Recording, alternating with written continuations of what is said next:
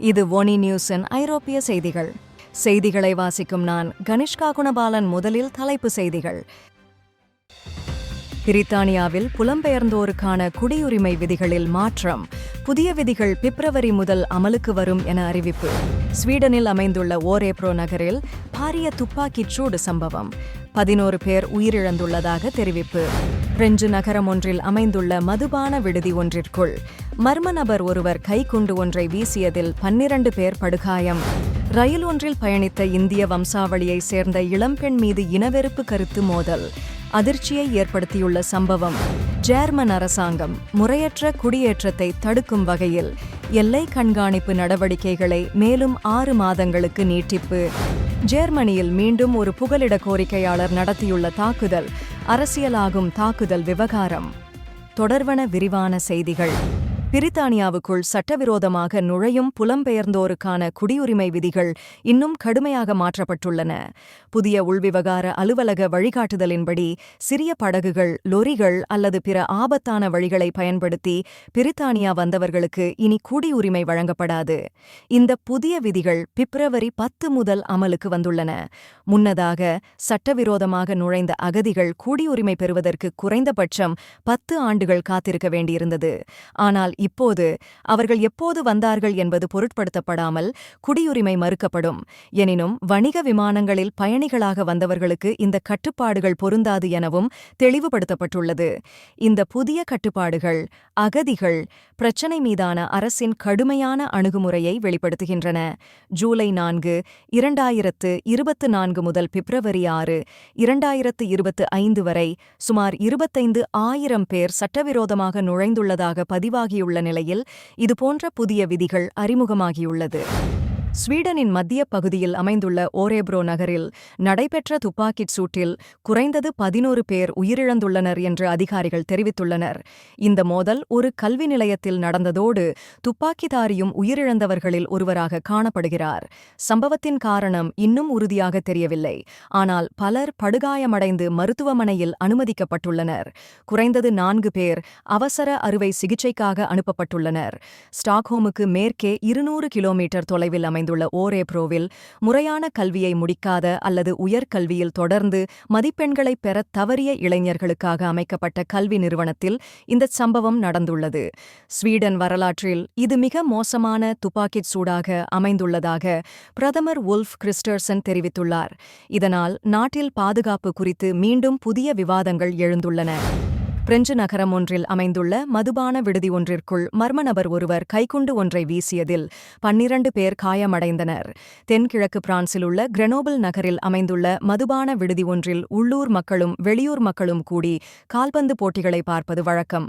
இந்நிலையில் இரவு 8 மணியளவில் அந்த விடுதிக்கு ஒருவர் வந்துள்ளார். அவர் கையில் நீண்ட துப்பாக்கி ஒன்று இருந்துள்ளது. திடீரென அவர் கைக்குண்டு ஒன்றை வீசிவிட்டு அங்கிருந்து தப்பியோடியுள்ளார். அந்த குண்டு வெடித்ததில் அங்கிருந்த 12 பேர் காயமடைந்துள்ளனர். அவர்களில் 2 பேர் நிலைமை கவலைக்கிடமாக இருப்பதாக அதிகாரிகள் தெரிவித்துள்ளனர். தற்போது போலீசார் அந்த மர்ம நபரை தேடி வரும் நிலையில் இது போதை கடத்தல் தொடர்புடைய தாக்குதலாக இருக்கலாம் என சந்தேகம் ஏற்பட்டுள்ளதாக அதிகாரிகள் தெரிவித்துள்ளனர். சிலர் காலத்திற்கேற்ப யோசித்து முன்னேறுவதற்கு பதிலாக இன்னமும் பழைய பெருமைகளை பறைசாற்றிக் கொண்டு வாழ்பவர்கள் உள்ளனர். இதன் ஒரு துயரமான உதாரணம் லண்டனிலிருந்து மான்செஸ்டர் நோக்கிச் சென்ற ரயிலில் நடந்த ஒரு சம்பவம். 26 வயதான இந்திய வம்சாவளி இளம்பெண் கேப்ரியல் ஃபோர்சித் ரயிலில் பயணித்த போது புலம்பெயர்ந்தோருக்கு உதவும் ஒரு தொண்டு நிறுவனத்தில் பணிபுரிவதை குறித்து தனது சக பயணியிடம் பேசிக் கொண்டிருந்தார். இதை கேட்ட ஒரு பிரித்தானியர் திடீரென்று காரணமில்லாமல் அவரை இனரீதியாக விமர்சிக்கத் தொடங்கினார். அதில் நாங்கள் இந்தியாவை ஆண்டோம், அது எங்களுக்கு தேவையில்லை என்பதால் திருப்பிக் கொடுத்தோம் என்று பேசி தவறான வரலாற்றை முன்வைத்து குறித்த இந்திய பெண்ணை சாடியுள்ளார். இதைவிட மோசமானது, அந்த நபர் தனது வெறுப்பு மிகுந்த விமர்சனங்களை வீடியோவாக எடுத்து அதை பிறகு சமூக ஊடகங்களில் பகிர்ந்ததாகும். ஆனால் உண்மையான அதிர்ச்சியை ஏற்படுத்தியது இந்த வீடியோவை பார்த்த சில வெள்ளையர்கள் கேப்ரியலை விட தாக்குதல் நடத்திய அந்த நபரையே தேசபக்தர் என்றும் ஹீரோ என்றும் கொண்டாடியதுதான். இனவெறிக்கு எதிராக எதிர்ப்பு தெரிவிக்க வேண்டிய நேரத்தில் சிலர் இன்னமும் புலம்பெயர்ந்தோருக்கு எதிராக பழைய மனநிலையில் இருப்பது வருத்தத்திற்குரியது. இந்தச் சம்பவம் இன்னும் சிலர் உலகத்தை தங்களுக்கே சொந்தமாக கருதிக் கொண்டு மற்றவர்களை 2ஆம் நிலை குடிமக்களாக மதிப்பதையே காட்டுகிறது என்பது குறிப்பிடத்தக்கது.